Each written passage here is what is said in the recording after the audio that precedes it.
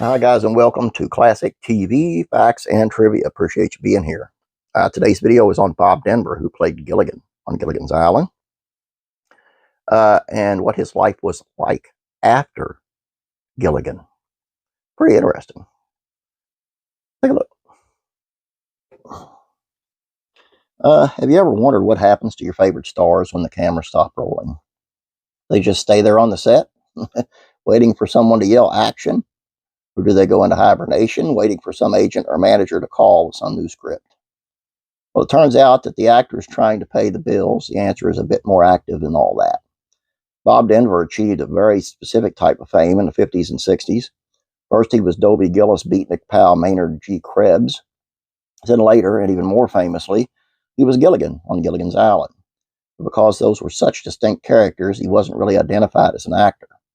Bob Denver was pretty much just identified as Gilligan.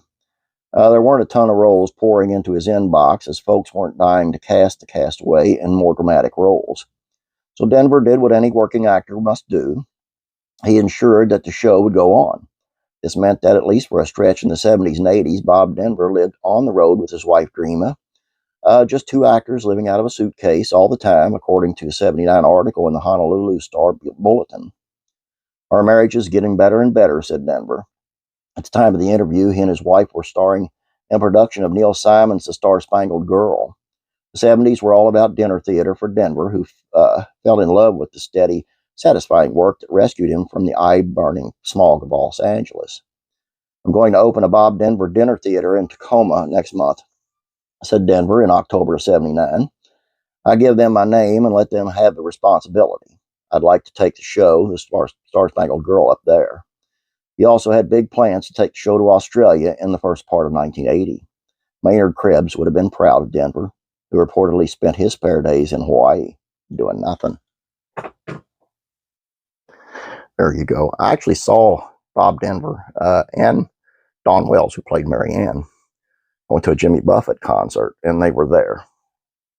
But it was back in my drinking days, so I don't remember much about it, except that Bob Denver was pickled too.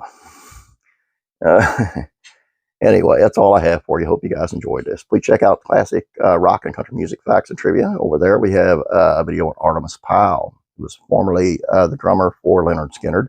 And he's putting together a tribute album for Lynyrd Skynyrd with some pretty big names.